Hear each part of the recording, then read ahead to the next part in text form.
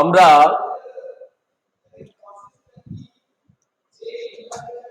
আজকের বিশ্ব রাজনীতিতে দ্বিতীয় বিশ্বযুদ্ধ ও বিশ্বযুদ্ধোত্তরকালে মার্কিন যুক্তরাষ্ট্রের পার্টিসিপেশন বা অংশগ্রহণ কেমন ছিল এবং মার্কিন যুক্তরাষ্ট্র দ্বিতীয় বিশ্বযুদ্ধে যোগদানের যে ক্ষেত্র প্রস্তুত হয়েছিল তা কতটা কার্যকরীভাবে মার্কিন যুক্তরাষ্ট্র সেটাকে প্রয়োগ করেছিলেন তা আমরা কিন্তু পড়ার আগে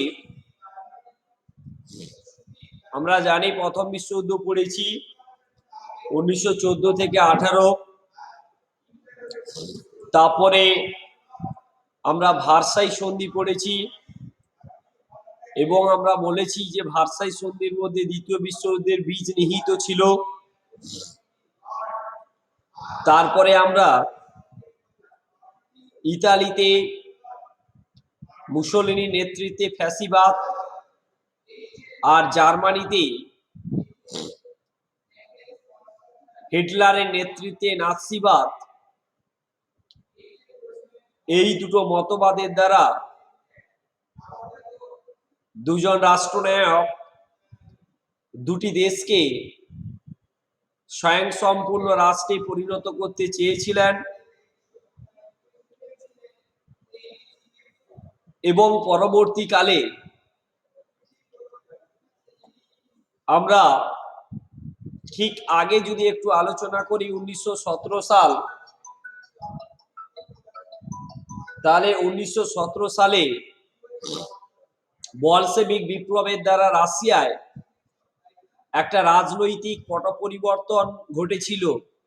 তোমরা জানো যে বলশেভিক বিপ্লব ঘটেছিল। বলশেভিক বিপ্লবের ফলে বলশেভিকদের দ্বারা একটি সরকার নির্বাচিত হয়েছিল, যে সরকার একটাই কথা বলে, জনগণের দ্বারা বা গণতন্ত্রের এবং সমস্ত মানুষের কথা বলে, সেটা হচ্ছে সাম্যবাদ সরকার বা সাম্যবাদী সরকার। আমরা সেটা পড়েছি। সাম্যবাদী মতাদর্শ রাশিয়ার বুকে প্রথম ইমপ্লিমেন্ট হয়েছিল এবং সেটা কার্যকরী হয়েছিল এবং এই সাম্যবাদ মতাদর্শ গোটা বিশ্বের বিভিন্ন দেশের কাছে, বিশেষত যে সমস্ত দেশে রাজতন্ত্র, প্রত্যেকটা দেশেই তখন রাজতন্ত্র ছিল, রাজবংশ রাজত্ব করেছিল, সেই রাজতন্ত্র বা রাজবংশদের কাছে এই সাম্যবাদ ভয়ঙ্কর হয়ে উঠেছিল। কেন ভয়ঙ্কর হয়ে উঠেছিল না, যদি সাম্যবাদ বিশ্বের বিভিন্ন দেশের মধ্যে, বিশেষত ইউরোপিয়ান কান্ট্রিতে যদি ছড়িয়ে পড়ে, তাহলে যে সমস্ত রাজবংশ দীর্ঘদিন ধরে রাজত্ব করছে তাহলে কিন্তু আর রাজত্ব করতে পারবে না। আমরা দেখেছি রাশিয়ার মুখে রোমানব 300 বছরের রোমানব রাজবংশকে সরিয়ে এই বলশেভিকদের দ্বারা সাম্যবাদ মতাদর্শের দ্বারা একটি সরকার প্রতিষ্ঠিত হয়েছিল। তাহলে সমস্ত দেশ কিন্তু এই সাম্যবাদের আতঙ্কে আতঙ্কিত হয়ে উঠেছিল। তাই এই সাম্যবাদকে প্রতিহত করবার জন্য ইংল্যান্ড, ফ্রান্স এবং রাশিয়াও তাদের বন্ধু ছিল, আমরা প্রথম বিশ্বযুদ্ধে দেখেছিলাম। কিন্তু তারপরে আমরা যখন দেখি যে রাশিয়ার এই সাম্যবাদকে ধ্বংস করবার জন্য প্রচ্ছন্নভাবে ইতালিকে আর জার্মানিকে এই রাশিয়ার বিরুদ্ধে লেলিয়ে দেওয়ার জন্য, যাতে রাশিয়ার এই সাম্যবাদকে অতি সহজে ধ্বংস করতে পারে, তার জন্য ইংল্যান্ড, ফ্রান্স একটি পলিসি নিয়েছিলেন, তার নাম হচ্ছে তোষর নীতি, যাকে বলা হচ্ছে এপিজমেন্ট পলিসি। যে তোষর নীতির মূল ব্যাখ্যা আমরা করেছিলাম, যে একটা উদাহরণ দিয়ে বলেছিলাম যে একটা বাচ্চাকে যদি মারা হয়, তার বাবা যদি আঘাত করে দুষ্টুমির কারণে, তাহলে আমরা দেখতাম পরবর্তীকালে ওই বাচ্চা, ওই শিশু যদি তার বাবাকেও কি করে, পরবর্তীকালে আমরা কি করে তার বাবাকেও যদি আঘাত করে, আমরা কি করি, গার্জেন হিসেবে মেনে নিতাম। কেন না, তার ওপর কিছু সময়ের পূর্বে তার গার্জেন কি করেছে, কিছুটা হলেও তার উপর টর্চার বা আঘাত করেছে, তাই তো আমরা মেনে নিতাম, কম্প্রোমাইজ যাকে বলে। ঠিক তেমনি এই ভার্সাই সন্ধির দ্বারা জার্মানির ওপর যে পরিমাণ ক্ষতিপূরণ চাপানো হয়েছিল, সেটা কিন্তু জার্মানি কতটা বুঝতে পেরেছে জানি না, কিন্তু ইংল্যান্ড ফ্রান্স বুঝতে পেরেছে যে জবরদস্তিমূলক ভাবে এই জার্মানির ওপর, এই ইতালির ওপর, তাদের ওপর বিভিন্ন ভাবে অর্থাৎ বিভিন্ন বোঝা চাপিয়ে দেওয়া হয়েছিল, যা একটি রাষ্ট্রের পক্ষে সেটা মেনে নেওয়া অসম্ভব ছিল। তাই হিটলার এবং মুসোলিনি একের পর এক অঞ্চল বা ছোটখাটো অঞ্চল জয় করে যখন নিজেদের দেশকে এগিয়ে নিয়ে যাওয়ার জন্য বা নিজেদের দেশকে আর্থিকভাবে, রাজনৈতিকভাবে, সামরিকভাবে স্বয়ংসম্পূর্ণ করবার জন্য যখন তারা বিভিন্ন পলিসি বা নীতি নির্ধারণ করছে, সেই সময় ইংল্যান্ড ফ্রান্স ইউরোপের মুখ্য চালিকা শক্তি হয়েও তাদের কিন্তু প্রতিহত করেননি। তাই একের পর এক অঞ্চল যখন জয় করে যখন এগিয়ে আসছে ইতালি আর জার্মানি, তখন দেখলাম যে তাদের যে লোভটাকে বা তাদের আকাঙ্ক্ষাটাকে বাড়িয়ে তুলেছিল এই তোষর নীতি, যা অত্যন্ত ভয়ঙ্কর হয়ে উঠেছিল। পরবর্তীকালে ইংল্যান্ড ফ্রান্স যখন ভাবলো, তখন কিন্তু ইংল্যান্ড ফ্রান্স এই জার্মানি আর ইতালিকে প্রতিরোধ করবার জন্য কিন্তু এগিয়ে এলো। তার আগে কিন্তু এগিয়ে আসেনি। তার আগে কিন্তু সাম্যবাদকে ধ্বংস করবার জন্য তারা লেলিয়ে দেওয়ার চেষ্টা করেছিল, কিন্তু তাদের সেই নীতি অবশেষে কার্যকরী হয়নি। তবে এখানে একটা আলোচনা করা দরকার। তোমরা জানো, তখন জার্মানি একটা কৌশল অবলম্বন করেছিল যে আমি একটা দেশ, আমি দুটো রণাঙ্গন খুলেছি, আমি যুদ্ধ চালনা করব না, তাহলে একটা রণাঙ্গনকে আমি কি করব, বন্ধ করব। তাই তিনি কি করেছিল, যে রাশিয়ার সাথে একটা চুক্তি করেছিল, যাকে বলছি কি অনাক্রমণ চুক্তি, যে আমরা কাউকে কোনো দেশ আক্রমণ করব না, আমরা 10 বছরের জন্য একটা অনাক্রমণ চুক্তি স্বাক্ষর করে দেব। তাহলে ইংল্যান্ড ফ্রান্স ভেবেছিল যে ইতালি আর জার্মানি রাশিয়াকে আক্রমণ করবে, রাশিয়ার সাম্যবাদকে ধ্বংস করবে, কিন্তু ইংল্যান্ড ফ্রান্সের এই কৌশল অলরেডি কিন্তু ব্যর্থতায় পর্যবেসিত হয়। তাহলে যখন রাশিয়ার সাথে অনাক্রমণ চুক্তি স্বাক্ষর করলো 10 বছরের জন্য, তখন ইংল্যান্ড ফ্রান্স ভাবলো তাহলে ইতালি আর জার্মানির টার্নিং পয়েন্ট কোনটা, ইংল্যান্ড আর ফ্রান্স। তখনই তারা যে অ্যাপিজমেন্ট পলিসি গ্রহণ করেছিল, তা থেকে অনেকটা সরে এসে এই ইতালি আর জার্মানিকে বাধা দিতে শুরু করলো, ইংল্যান্ড আর ফ্রান্স। কিন্তু তখন অনেকটাই এগিয়ে গিয়েছে কে, ইতালি আর জার্মানি। একের পর এক অঞ্চল দখল করে কিন্তু অনেকটা শক্তিশালী হয়ে উঠেছে। এই ইংল্যান্ড ফ্রান্স যদি বীজের অঙ্কুরোদ্গমে, অর্থাৎ তারা যখনই অর্থাৎ শক্তিশালী হতে শুরু করেছিল, তখনই যদি বাধা দান করত, তাহলে মনে হয় আমরা এই দ্বিতীয় বিশ্বযুদ্ধ আর দেখতে পেতাম না। আমরা ইতিহাসের পাতায় দ্বিতীয় বিশ্বযুদ্ধ নামক ঘটনাটি আমরা পড়তাম না। এটা কিন্তু মূল কারণ হয়েছে এই অ্যাপিজমেন্ট, এই তোষণ নীতির ফলে তাদের দিনের পর দিন আকাঙ্ক্ষাটাকে বাড়িয়ে তুলেছিল, সেটা কিন্তু করেছিল এই ইংল্যান্ড ফ্রান্স তাদের তোষামতের ফলে। কিন্তু আর একদিকে আমরা দেখেছিলাম যে এদিকে জাপান, এশিয়া মহাদেশের একটি গুরুত্বপূর্ণ দেশ,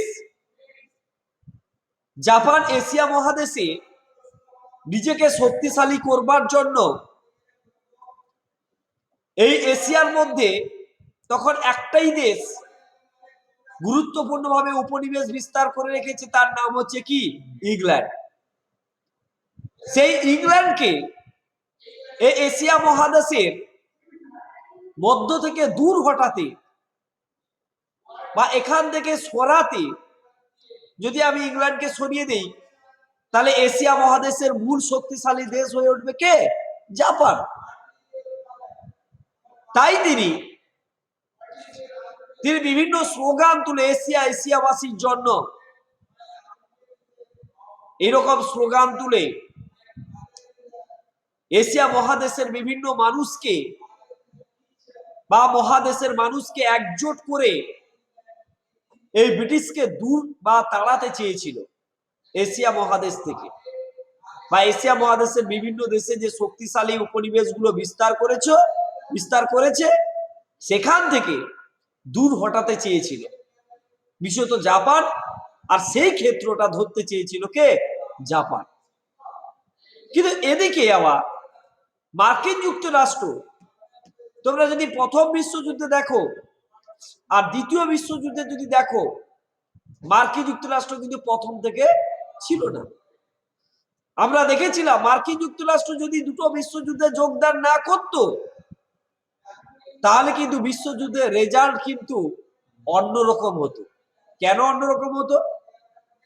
আমরা প্রথম বিশ্বযুদ্ধেও দেখেছি ত্রিশক্তি চুক্তি প্রথম দিকে কিন্তু এগিয়ে ছিল ত্রিশক্তি মৈত্রীর থেকে। কিন্তু যখনই এই 1917-18 সাল নাগাদ, মানে প্রায় 1917 সালের দিকে যখন মার্কিন যুক্তরাষ্ট্র প্রথম বিশ্বযুদ্ধে যোগদান করলো ত্রিশক্তি মৈত্রীর হয়ে, তখন আমরা দেখলাম যে এই ত্রিশক্তি চুক্তির পরাজয় অবশ্যম্ভাবী হয়ে উঠেছিল। ঠিক তেমনি সেম দ্বিতীয় বিশ্বযুদ্ধেও জাপান যখন এই আমেরিকার পার্ল হারবার বন্দরে যখন আক্রমণ করলো, তাকে উচিত শাস্তি দেওয়ার জন্য দ্বিতীয় বিশ্বযুদ্ধে যোগদান করেছিল। তাই দ্বিতীয় বিশ্বযুদ্ধে যোগদান করবার ফলে এই ত্রিশক্তি মৈত্রী না, মিত্র শক্তি, আমরা জানি মিত্র শক্তি আর অক্ষ শক্তির মধ্যে, দুটো শক্তির মধ্যে দ্বিতীয় বিশ্বযুদ্ধ হয়েছিল 1939 খ্রিস্টাব্দে শুরু হয়েছিল। কিন্তু মার্কিন যুক্তরাষ্ট্র পরবর্তীকালে যোগদান দেওয়ার ফলে এই মিত্র শক্তির সামরিক ক্ষমতা, অর্থনৈতিক ক্ষমতা বাড়ার দরুন এই মিত্র শক্তি অক্ষ শক্তিকে পরাজিত করতে সম্ভবপর হয়েছিল। তবে সেই সময় আমরা দেখেছিলাম যে রাশিয়াকে ধ্বংস করতে চেয়েছিল ইংল্যান্ড, ফ্রান্স। কিন্তু পরবর্তীকালে তারা ভেবেছিল যে যদি জার্মানিকে বা ইতালিকে যদি উচিত শাস্তি দিতে হয়, যদি বিশ্বের মানুষের মধ্যে যদি শান্তির বীজ বা শান্তির একটা বাণী যদি প্রতিষ্ঠা করতে হয়, তাহলে আমরা ঐক্যবদ্ধভাবে লড়াই করা দরকার। সেই মানসিকতা থেকে আমরা দেখেছিলাম পরবর্তীকালে রাশিয়াকেও তাদের জোটে নিয়েছিল এবং তারা সম্মিলিতভাবে কিন্তু লড়াই করেছিল। এই পর্যন্ত আমরা একটা বিশ্ব রাজনীতির একটা প্রেক্ষাপট সৃষ্টি হয়েছিল। সৃষ্টি হলেও সেই সময় মার্কিন যুক্তরাষ্ট্র কি ভূমিকা নিয়েছিল তোমরা জানো। এখন যে যদি আমরা বর্তমান রাজনীতি, আমি প্রতি সময় বলি মার্কিন যুক্তরাষ্ট্র যেখানেই স্বার্থ সেখানেই মার্কিন যুক্তরাষ্ট্র, মানে ছন্দের সাথে মিলে আছে, যেখানেই স্বার্থ সেখানেই মার্কিন যুক্তরাষ্ট্র। এখনো তোমরা দেখবে যে আফগানিস্তানে তালিবানকে নিয়ে যা হচ্ছে, তোমরা প্রাত্যহিক সংবাদপত্র, দৈনিক পত্র পত্রিকাতে দেখতে পাচ্ছ, টিভি চ্যানেলগুলোতেও, যে যদি মার্কিন যুক্তরাষ্ট্র যদি সজাগ হতো, তাহলে কিন্তু এই তালিবানরা আফগানিস্তানে ক্ষমতা দখল করতে পারতো না। বিভিন্ন দেশ এগিয়ে যেত মার্কিন যুক্তরাষ্ট্রকে দেখে এবং তালিবানদের ধ্বংস করত। আজকে একটা সন্ত্রাসবাদী দল, সন্ত্রাসবাদী শক্তি গণতন্ত্র নামক একটা সরকারকে দূর হটিয়ে সেখানে সন্ত্রাসবাদী রাজত্ব কায়েম করছে, একের পর এক বিভিন্ন নীতি নির্ধারণ করছে, মেয়েদেরকে পর্দা প্রথার মানে আড়ালে রাখা হচ্ছে এবং বিভিন্ন বিশ্ববিদ্যালয়গুলির অর্থাৎ ক্ষেত্র থেকে মেয়েদেরকে পড়াশোনা থেকে বঞ্চিত করা হচ্ছে, নাকি শরীয়ত আইন বিধি মেনে সেখানে শাসনতন্ত্র পরিচালনা করা হয়। আমরা অবশেষে দেখলাম মার্কিন যুক্তরাষ্ট্র তার বিভিন্ন যুদ্ধাস্ত্র, বিভিন্ন যে যুদ্ধ বিমানগুলো ফেলে দিয়ে এবং যে সামরিক সৈন্যবাহিনীগুলো ছিল তারা সরিয়ে নিয়ে এসে তালিবানদের ক্ষমতা দখলকে আফগানিস্তানের বুকে প্রশস্ত করে দিল। তার মূল প্রেক্ষাপটে হচ্ছে এই মার্কিন যুক্তরাষ্ট্র। তাহলে কেন মার্কিন যুক্তরাষ্ট্র প্রত্যেক ক্ষেত্রে কয়েকটা কিন্তু নীতি নির্ধারণ করত? এক কি, তারা বিভিন্নভাবে ঋণ দিয়ে বিভিন্ন দেশকে তারা তাদের প্রফিট বা মুনাফাটাকে লাভ করত, আর গোপন ভাবে অস্ত্র শস্ত্র বিক্রি করে এদিকেও লাভবান হতো।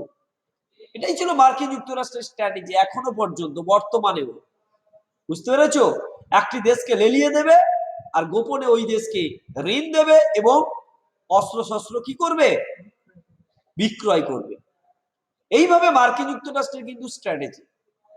আমরা সেই সময় মার্কিন যুক্তরাষ্ট্র কি ভূমিকা গ্রহণ করেছিল দ্বিতীয় বিশ্বযুদ্ধ তার পরবর্তীকালে একটু আমরা পড়লে আমরা বুঝতে পারবো যে প্রথম বিশ্বযুদ্ধের পর থেকেই মার্কিন যুক্তরাষ্ট্র নিরপেক্ষতার নীতি মেনে চলে। মানে সে নিজেকে অর্থাৎ একাকী ভাবে অর্থাৎ নিজেকে ওই একাকী ভাবে বা নিজের দেশকে ঐক্যবদ্ধ একটি রাষ্ট্র হিসাবে পরিণত করবার জন্য যা কিছু করা দরকার সেই চিন্তা ভাবনা করে তিনি নিজেকে দূরে সরিয়ে রাখতো বিভিন্ন ক্ষেত্র থেকে। কিন্তু পরে ইউরোপে আমরা দেখলাম ইতালিতে ফ্যাসিবাদ আর জার্মানিতে নাৎসিবাদের যে উত্থান, দুই রাষ্ট্রনায়কের দ্বারা দূরপ্রাচ্যে জাপানের যে শক্তি বৃদ্ধি, আমি একটু আগে বললাম, মার্কিন যুক্তরাষ্ট্র উদ্বিগ্ন হয়ে পড়ে, আশঙ্কিত হয়ে পড়ে মার্কিন যুক্তরাষ্ট্র। হিটলারের পোল্যান্ড আক্রমণের মধ্য দিয়ে আমরা দেখেছিলাম যে দ্বিতীয় বিশ্বযুদ্ধের পেছনে যে সমস্ত কারণগুলো ছিল তার প্রত্যক্ষ কারণ ছিল কি, জার্মানির পোল্যান্ড আক্রমণ।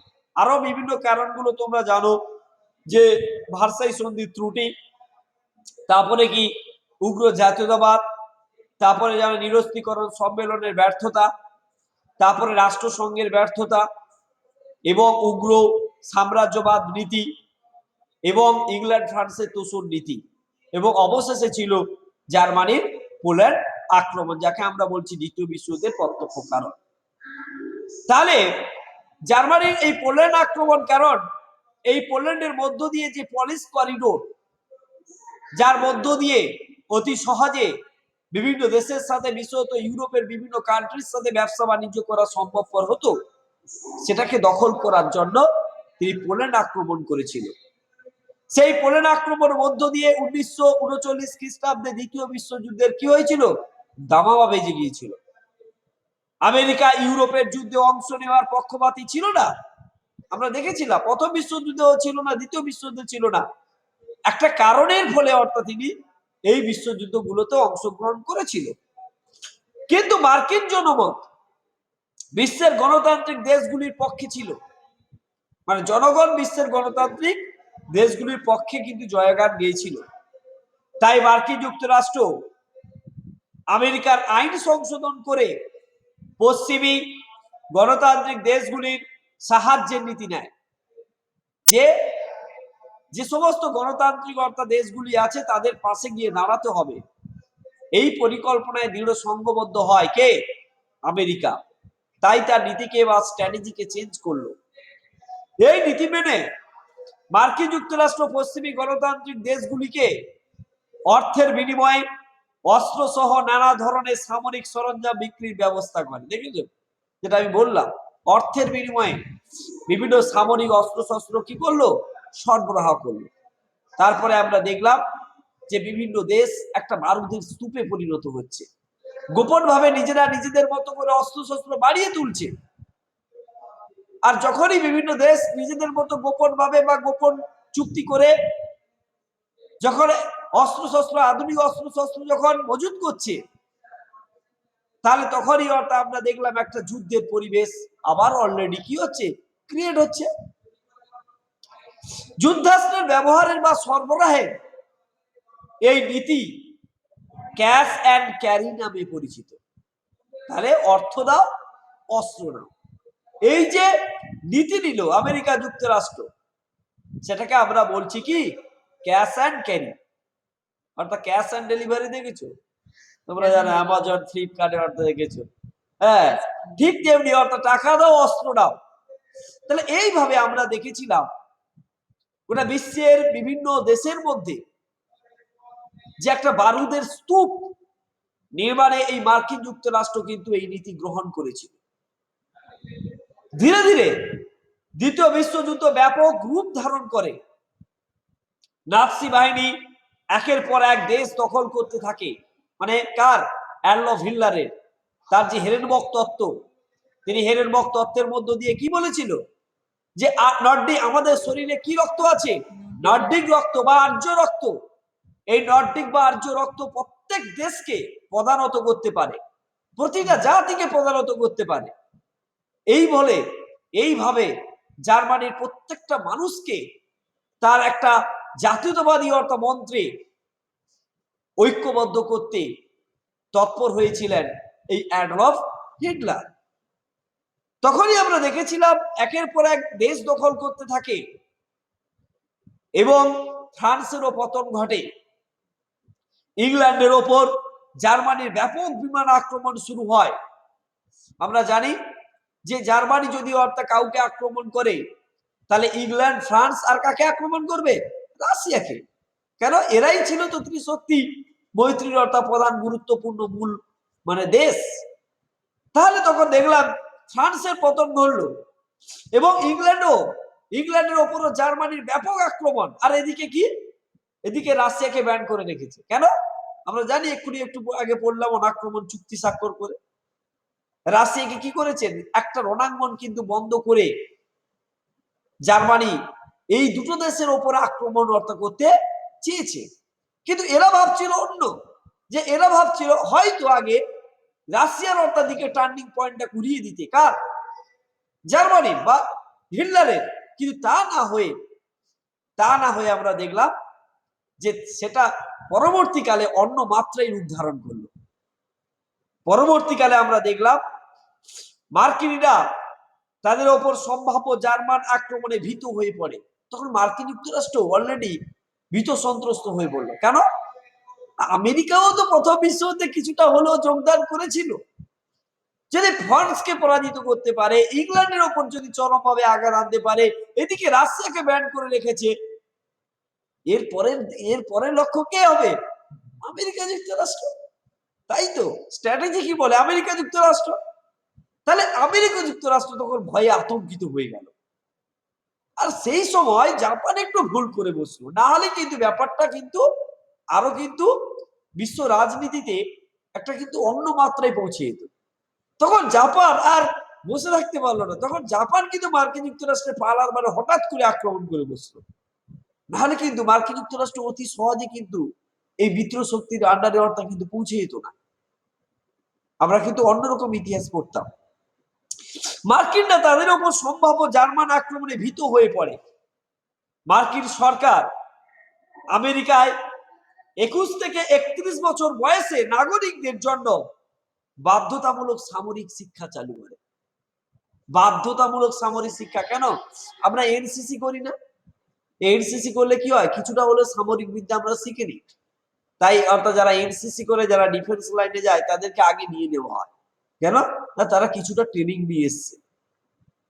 এখনো পর্যন্ত আমরা জানি ভারতবর্ষে কেন্দ্র সরকার নাকি শুনছি প্রত্যেকটা স্কুল পাঠ্যক্রমে সামরিক শিক্ষাটা বাধ্যতামূলক করবে।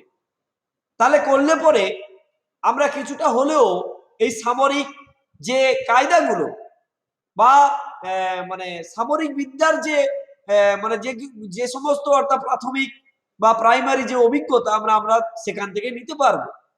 তাহলে কি হবে, দেশে যদি অর্থাৎ কোনো শত্রু আক্রমণ করে, আমরা জানি ভারতবর্ষে চতুর্দিকে এখন বিভিন্ন শত্রুরা ঘিরে ফেলে রেখেছে, হয়তো কিছু সময়ের মধ্যে অর্থাৎ কোনো ঘটনা, বড় ঘটনা ঘটতে পারে। এদিকে পাকিস্তান, এদিকে আবার আফগানিস্তান, আবার এদিকে বাংলাদেশ একটু একটু উপভাবে অর্থাৎ উঠে পড়ে লাগে, আবার এদিকে আছে চীন।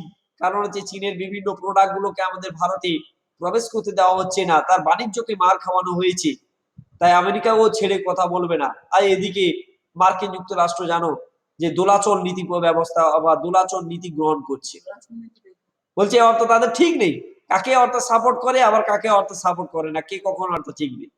তাই এইরকম পরিস্থিতির মধ্যে কিন্তু ভারতবর্ষ দাঁড়িয়ে আছে। তাই আমরা যদি যদি প্রত্যেক এই পাঠ্যক্রমে অর্থাৎ যদি আমরা এই সামরিক বিদ্যাটা প্রবেশ করিয়ে দেই, তাহলে কিন্তু আমরা এক একজন কি হয়ে উঠবো, সৈন্য হয়ে উঠবো, তাই না? আমরা ভারতে যখন আক্রমণ হয়ে উঠবে বা বিদেশিদের আক্রমণ হবে, তখন কিন্তু আমরা সেই ভারত মাতাকে মুক্তির জন্য বা ভারত মাতাকে রক্ষা করবার জন্য আমরা ঝাঁপিয়ে পড়তে পারি। তাই আমেরিকার ক্ষেত্রেও দেখলাম যে 21 থেকে 31 বছর বয়সে প্রত্যেক নাগরিকদের জন্য সামরিক শিক্ষাটাকে কি হলো, বাধ্যতামূলক করা হলো, যেটা অ্যাডলফ হিটলারও করেছিল। শুধু তাই নয়, মার্কিন যুক্তরাষ্ট্র লাতিন আমেরিকার দেশগুলির সঙ্গে প্রতিরক্ষার সম্পর্কে সহযোগিতার নীতি নেয়। অর্থাৎ লাতিন আমেরিকার যে সমস্ত ছোটখাটো দেশগুলি আছে, তাদের সাথে একটা সামরিক সলা পরামর্শে আসতে থাকলো কে, মার্কিন যুক্তরাষ্ট্র। এতদিন কিন্তু ছিল না। মার্কিন যুক্তরাষ্ট্র কতটা আতঙ্কিত হয়ে পড়েছিল দেখো। এমনকি কানাডার সঙ্গে একটি চুক্তির দ্বারা মার্কিন যুক্তরাষ্ট্র যুক্ত প্রতিরক্ষা ব্যবস্থা গড়ে তোলার সিদ্ধান্ত নেয়। মানে কতটা আতঙ্কিত হয়ে পড়েছিল, কানাডার সাথে চুক্তি করে কিভাবে নিজেকে রক্ষা করবার জন্য ব্যতিব্যস্ত হয়ে উঠেছিল কে, আমেরিকা। ব্রিটেনের কাছ থেকে বারমুডা ও নিউ ফাউন্ডল্যান্ড নিয়ে সেখানে মার্কিন সামরিক ঘাঁটি গড়ে তোলা হয়। যেমন আমরা আফগানিস্তানে সামরিক ঘাঁটি ছিল, তাই না? আফগানিস্তানের কাবুলে প্রায় এতদিন ধরে আমরা দেখেছিলাম মার্কিন যুক্তরাষ্ট্রে 5000 সৈন্য সেখানে মোতায়েন ছিল, একটা সামরিক ঘাঁটি গড়ে তোলা হয়েছিল। বুঝতে পেরেছো? সেই সামরিক যা কিছু খরচ কিন্তু আফগানিস্তান ব্যয় করত, কিন্তু সাপোর্ট দিত কে, মার্কিন যুক্তরাষ্ট্র, যাতে বিভিন্ন কোনো শত্রু সেখানে মার্কিন যুক্তরাষ্ট্রে সেখানে আফগানিস্তানে কোনো আক্রমণ করতে না পারে, তাদের যে রাজধানী সুরক্ষা বলয়ের মধ্যে থাকে। ঠিক তেমনি যেহেতু অর্থাৎ ব্রিটেন অর্থাৎ আক্রান্ত কার দ্বারা, জার্মানির দ্বারা, এদিকে ফ্রান্সের অর্থাৎ পতন, সেই সময় ব্রিটেনের কাছ থেকে বারমুডা ও নিউ ফাউন্ডল্যান্ড নিয়ে সেখানে মার্কিন যুক্তরাষ্ট্র কি করলো, একটি সামরিক ঘাঁটি বা বলয় গড়ে তুলল।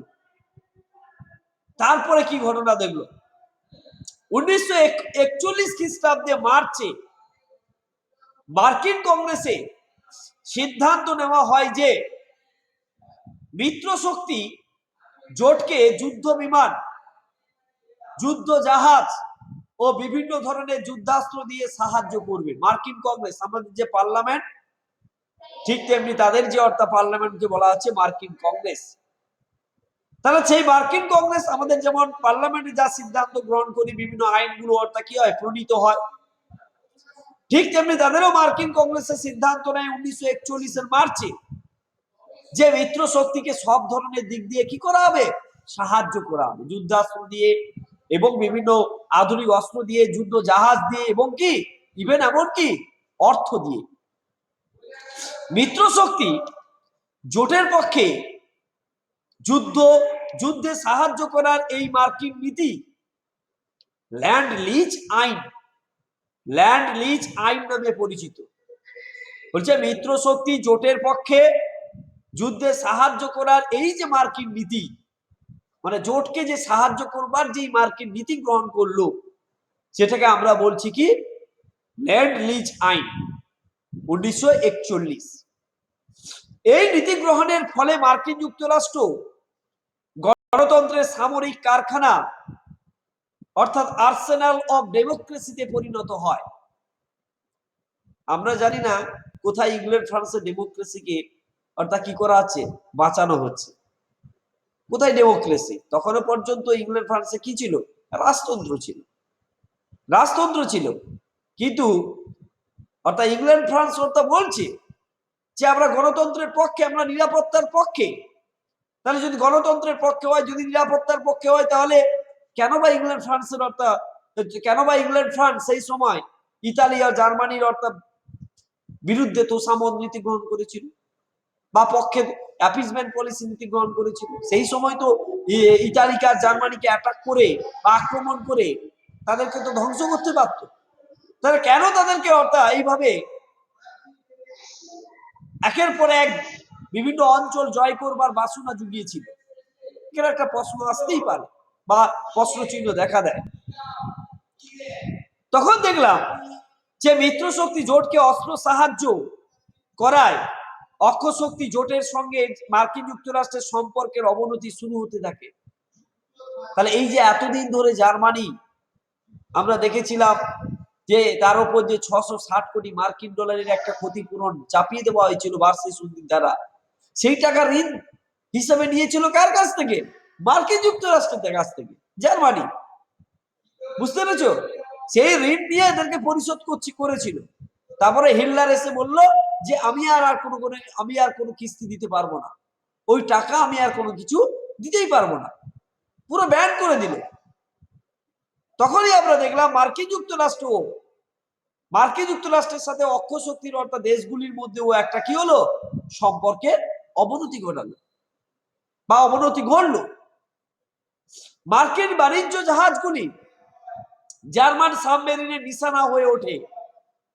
যে মার্কিন বাণিজ্য জাহাজগুলি জার্মান সাবমেরিনের নিশানা হয়ে ওঠে। এতে ক্ষুব্ধ হয়ে মার্কিন যুক্তরাষ্ট্র জার্মান সাবমেরিন ও যুদ্ধ জাহাজগুলিকে দেখা মাত্র গুলি করার নির্দেশ দেয়। কে? মার্কিন যুক্তরাষ্ট্র। যে জার্মানির কোনো সাবমেরিন যদি কোনো যুদ্ধ যাওয়ায় দেখা যায়, তাহলে অর্থাৎ দেখা মাত্র কি করতে হবে? গুলি করবার নির্দেশ দেয় মার্কিন যুক্তরাষ্ট্র, যাতে জার্মানিকে আর এগিয়ে আসতে না দেওয়া হয়। সেই সময় আমরা দেখলাম যে পরোক্ষভাবে মার্কিন যুক্তরাষ্ট্র দ্বিতীয় বিশ্বযুদ্ধে কি করে অংশগ্রহণ নিয়ে ফেলে। কিন্তু সেই অংশগ্রহণটা সক্রিয় হয়ে ওঠে যখন জাপান এই মার্কিন যুক্তরাষ্ট্রের এই সাবমেরিন এই যুদ্ধ জাহাজগুলোতে যখন আক্রমণ করে বসলো, তখন অ্যাক্টিভ হয়ে গেল মার্কিন যুক্তরাষ্ট্র দ্বিতীয় বিশ্বযুদ্ধে। জাপান পূর্ব ভারতীয় দ্বীপপুঞ্জের দিকে এগোতে থাকলে তাহলে জাপান সেই শূন্যস্থানটাকে নিজের কবজায় নিয়ে আসবার জন্য তিনি কি করলো? পূর্ব ভারতীয় দ্বীপপুঞ্জের দিকে এগোতে শুরু করলো। মার্কিন বাণিজ্য বা মার্কিন বাণিজ্যিক স্বার্থ বিপন্ন হয়ে পড়ে। তাহলে সেই জায়গাটা যখন জাপান একের পর এক দখল করে নিচ্ছে, তাহলে সেখানে আমরা দেখেছিলাম যে মার্কিন বাণিজ্যিক যে স্বার্থ বা মুনাফা আস্তে আস্তে কি হলো? ক্ষয়প্রাপ্ত হলো। তাই জাপানের সঙ্গে বোঝাপড়ার জন্য মার্কিন যুক্তরাষ্ট্রের উদ্যোগে ওয়াশিংটনে একটা বৈঠক হলো। কার সাথে? জাপানের সাথে, যেটা সলা পরামর্শে আসার জন্য। কিন্তু দেখলাম জাপান ও মার্কিন প্রতিনিধিদের মধ্যে বৈঠক চলাকালেই অকস্মাৎ হাওয়াই দ্বীপপুঞ্জের মার্কিন নৌঘাঁটি পার্ল হারবারে জাপান আক্রমণ চালায়। বুঝতে পেরেছো? যখন নিজেদের মধ্যে একটা বৈঠক চলছে, এরা সলা পরামর্শ আসার জন্য তারা একটা মিটিং করছে, আলোচনা করছে, সেই সময় সেই হাওয়াই দ্বীপপুঞ্জে মার্কিন ঘাঁটিগুলির ওপর, মার্কিন নৌজাহাজের ওপর, পার্ল হারবারের ওপর আক্রমণ করে বসলো। কে? জাপান। এই আক্রমণের পরেই জাপান ব্রিটেন আমেরিকার বিরুদ্ধে যুদ্ধ ঘোষণা করেন। মানে জাপান নিজেকে ভেবেছে আমি আত্মনির্ভরশীল, আমি স্বয়ং শক্তিশালী, আমি পারবো ইংল্যান্ডকে পরাস্ত করতে, আমি পারবো মার্কিন যুক্তরাষ্ট্রকে কি পরাস্ত করতে। বুঝতে পেরেছ? তখন জাপান কি করলো? এর প্রতিক্রিয়ায় অর্থাৎ তার বিরুদ্ধে যুদ্ধ ঘোষণা শুরু করলো, ইংল্যান্ডের বিরুদ্ধে আর আমেরিকার বিরুদ্ধে। কে? জাপান।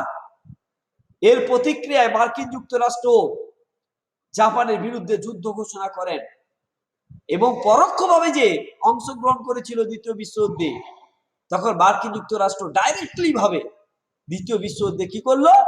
পার্টিসিপেট করলো, অংশগ্রহণ করলো। সরাসরি দ্বিতীয় বিশ্বযুদ্ধে অংশগ্রহণ করে কে? মার্কিন যুক্তরাষ্ট্র। মিত্র শক্তি জোটে মার্কিন যুক্তরাষ্ট্র যোগ দেওয়ার ফলে অক্ষ শক্তি জোট পিছিয়ে পড়ে। কেন না? মার্কিন যুক্তরাষ্ট্র সামরিক দিক দিয়ে এবং আর্থিক দিক দিয়ে, অর্থাৎ তাদেরকে সাপোর্ট করলো মিত্র শক্তিদেরকে। আর একটা গুরুত্বপূর্ণ কারণ, যে অক্ষ শক্তির বিভিন্ন দেশ গোপন ভাবে হলেও তারা বিভিন্ন যে টাকা ঋণ নিত কার কাছ থেকে? মার্কিন যুক্তরাষ্ট্রের কাছ থেকে। অস্ত্রশস্ত্র কিনতো কার কাছ থেকে? মার্কিন যুক্তরাষ্ট্রের কাছ থেকে। তখন মার্কিন যুক্তরাষ্ট্র কি করলো? তাদেরকে আমরা দেখবো পরবর্তীকালে, যে আমরা দেখেছিলাম 1929 সাল একটা গুরুত্বপূর্ণ আমরা আলোচনা করেছিলাম, যে আর্থিক মহামন্দা গড়েছিল, বিশ্বব্যাপী আর্থিক মহামন্দা। আর সেই বিশ্বব্যাপী আর্থিক মহামন্দার ফলে আমেরিকা যুক্তরাষ্ট্র 1 বছর তিনি কি বলেছিল? একটা সিদ্ধান্ত নিয়েছিল, যে সমস্ত দেশকে কি করা হয়েছিল? ঋণ দেওয়া হচ্ছে, সেই সমস্ত দেশকে আর ঋণ দিতে আমি পারবো না। এইভাবে তিনি সিদ্ধান্ত নিয়েছিল। এবং আরেকটা সিদ্ধান্ত নিয়েছিল, যে সমস্ত দেশ অর্থাৎ সুদ সহ ঋণ পরিশোধ করেছিল তাদেরকেও 1 বছরের জন্য দিতে হবে না, এরকম একটা সিদ্ধান্ত নিয়েছিল। তাহলে এই সিদ্ধান্ত নেওয়ার ফলে আমরা দেখলাম যে কিছুটা হলেও এই বিশ্বব্যাপী আর্থিক মহামন্দার আঁচ থেকে মার্কিন যুক্তরাষ্ট্র নিজেকে কিন্তু অনেকটা স্বয়ংসম্পূর্ণ করেছিল। স্বয়ংসম্পূর্ণ করলেও অক্ষ শক্তির যে সমস্ত দেশগুলি ছিল, এতদিন মার্কিন যুক্তরাষ্ট্রের কাছ থেকে ঋণ নিয়ে আভ্যন্তরীণ যে উন্নতি বলো, বা বৈদেশিক শত্রুকে প্রধানত বলো, বা এই সমস্ত যে যুদ্ধ বিভিন্ন গুলো সংগঠিত হচ্ছে সেখানে আর্থিক মানে যোগান বলো, এই সমস্ত যে কার্যকলাপ গুলো পরিচালনা করত, সেখানে একটা কি করলো? প্রভাব সৃষ্টি হলো, প্রভাব পড়লো। এই প্রভাবের ফলে আমরা দেখলাম একটা অস্থিরতাপূর্ণ অবস্থা সৃষ্টি হলো। কার মধ্যে? অক্ষ শক্তি জোটের মধ্যে। তখন দেখলাম মার্কিন যুক্তরাষ্ট্র মিত্র শক্তি জোটে যোগ দেওয়ায় এই জোটের জয়লাভের সম্ভাবনা উজ্জ্বল হয়ে ওঠে। তারপর মার্কিন সেনাবাহিনী ভূমধ্য সাগরের রণাঙ্গনে প্রবেশ করল। তৎকালীন মার্কিন সেনাপতি আইজেনহাওয়ার পশ্চিম ইউরোপে মিত্র শক্তি জোটের প্রধান সেনাপতি পদে নিযুক্ত হন। মার্কিন সেনাবাহিনী সিসিলি আক্রমণ করে তা দখল করেন। মার্কিন সেনাপতি ক্লার্কের পরিচালনায় মার্কিন সেনাবাহিনী ইতালির পশ্চিম অংশে প্রবেশ করে এবং রোমের, যে ইতালির রাজধানী রোমও দখল করে নেয়। বুঝতে পেরেছো? তাহলে মার্কিন যুক্তরাষ্ট্র কতটা সেই সময় শক্তিশালী হয়ে উঠেছিল। কারণ ইংল্যান্ড ফ্রান্স অনেকটা অপদস্থ হয়ে পড়েছিল, অনেকটা অর্থ কিন্তু ট্যাকেল দিতে পারেনি। যদি পারতোই না, যদি মার্কিন যুক্তরাষ্ট্র সেই শব্দে যদি তাদের পাশে গিয়ে না দাঁড়াতো। অপরদিকে মার্কিন সেনাপতি প্যাটন জার্মান প্রতিরোধ ভেঙে প্যারিসের দিকে এগিয়ে যান।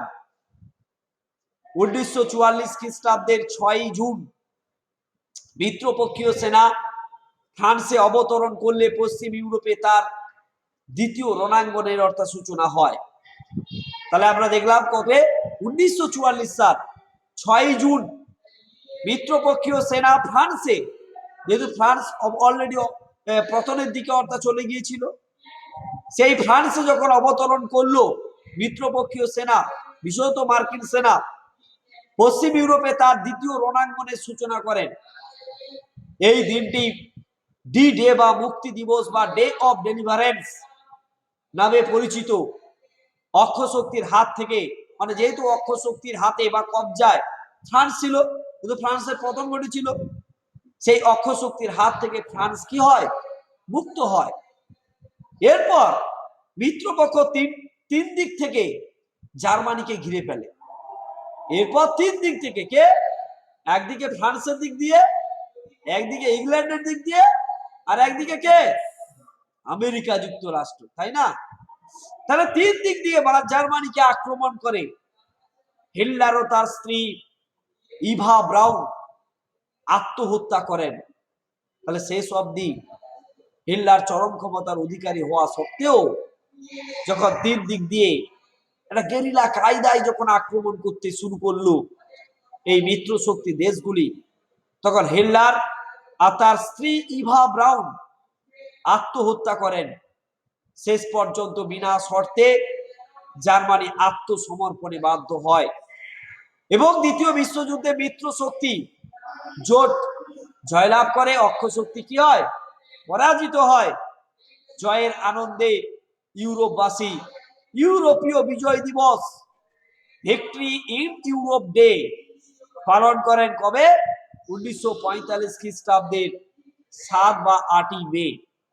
এইভাবে আমরা দেখলাম ইউরোপবাসী আবার দ্বিতীয় বিশ্বযুদ্ধে জয়লাভ করে তারা কি হলো, যে বিজয় রথ ঘোষণা করলো। যদি ঘোষণা অসম্পূর্ণ থাকতো, যদি মার্কিন যুক্তরাষ্ট্র এদের পাশে কি করতো না দাঁড়াতো। এইভাবে কিন্তু দ্বিতীয় বিশ্বযুদ্ধে মার্কিন যুক্তরাষ্ট্র প্রথমের দিকে পরোক্ষভাবে, পরের দিকে ডাইরেক্টলি বা প্রত্যক্ষভাবে অংশগ্রহণ করার ফলে দ্বিতীয় বিশ্বযুদ্ধের রেজাল্টটা এই মিত্র শক্তির দিকেই কিন্তু ঘুরে গিয়েছিল। তাহলে এইভাবে আমরা দেখেছিলাম দ্বিতীয় বিশ্বযুদ্ধের দামামা যে সূচনা হয়েছিল তার পরিসমাপ্তি ঘটল জার্মানির পরাজয়ের মধ্য দিয়ে। কিন্তু আমরা দেখেছিলাম 1945 সালে একটি ঘটনা ঘটেছিল, যেমন 1920 খ্রিস্টাব্দে একটা ঘটনা দেখেছিলাম যে প্রথম বিশ্বযুদ্ধের পর বিশ্বের মানুষকে শান্তির বাণী শোনাবার জন্য বা শান্তির ললিত বাণীকে আমরা দেখেছিলাম প্রতিষ্ঠা করবার জন্য আমরা সেই সময় দেখেছিলাম লিগ অফ নেশনস বা রাষ্ট্রসংঘ প্রতিষ্ঠিত হয়েছিল 1920। কিন্তু পরবর্তীকালে সেই রাষ্ট্রসংঘের যে মূল নিয়ন্ত্রক শক্তিশালী রাষ্ট্রগুলো কারা ছিল? ইংল্যান্ড ছিল, ফ্রান্স ছিল, আমেরিকা যুক্তরাষ্ট্র ছিল, রাশিয়া ছিল। কিন্তু পরবর্তীকালে আমরা দেখলাম এই রাষ্ট্রসংঘ মানুষের আশা আকাঙ্ক্ষা পূরণ করতে পারেনি। আশা আকাঙ্ক্ষা বলতে কি? অর্থাৎ নিরাপত্তার যে বেষ্টনকারী শক্তি হিসাবে বা প্রতিষ্ঠান হিসাবে আত্মপ্রতিষ্ঠা করতে পারেনি। তাই মানুষের আশা ভরসার অর্থাৎ জায়গা থেকে এই রাষ্ট্রসংঘে অনেক দূরে অর্থাৎ কিন্তু চলে গিয়েছিল, যার ফলে তার পতন অবশ্যম্ভাবী হয়ে উঠেছে। কিন্তু তারপরেও আমরা দেখেছিলাম দ্বিতীয় বিশ্বযুদ্ধের পরও এই বিশ্বের মানুষকে শান্তির মধ্যে রাখবার জন্য বা বিশ্বের মানুষ যাতে আবার পুনরায় শান্তি নিরাপত্তার মধ্যে থাকে, যাতে মানুষ আবার হিংসার মধ্যে না প্রবেশ করতে পারে, তার জন্য 1945 খ্রিস্টাব্দে আবার দেখেছিলাম আবার একটা শান্তির বাণী শোনাবার মতো একটা প্রতিষ্ঠান সংগঠিত হয়েছিল, যা আজও পর্যন্ত আছে। তোমরা জানো ইউনাইটেড নেশনস বা সম্মিলিত জাতিপুঞ্জ। সম্মিলিত জাতিপুঞ্জ। কিন্তু আমরা 2021-এ দাঁড়িয়ে এই সম্মিলিত জাতিপুঞ্জের কি ভূমিকা এখন আমরা প্রশ্ন চিহ্নের সামনে দাঁড় করাতে পারি এই ইউনাইটেড নেশন বা সম্মিলিত জাতিপুঞ্জ। কেন?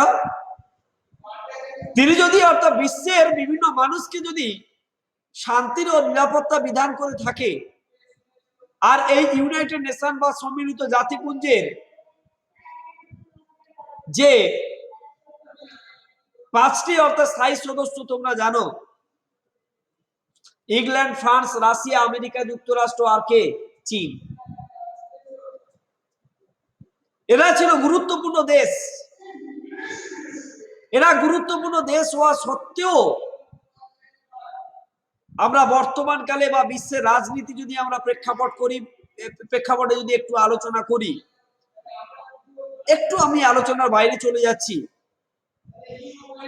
তাহলে তোমরা জানো যে চীন বর্তমানে একটা করোনা ভাইরাসের মতো একটা ভাইরাস ওটা বিশ্বের মধ্যে ছড়িয়ে দিয়েছে, হ্যাঁ কি না? তাকে আমরা প্রমাণ করি বা না করি, কিন্তু চীন প্রত্যক্ষভাবে হলেও বা পরোক্ষভাবে হলেও এই করোনা ভাইরাস ছড়িয়ে দেওয়ার জন্য অর্থাৎ মূলত দায়ী।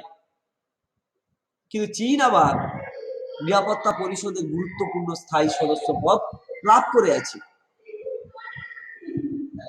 এবং আরেকটা দিক যদি আমরা আলোচনা করি, যে আফগানিস্তানে তালিবান নামক একটা শক্তি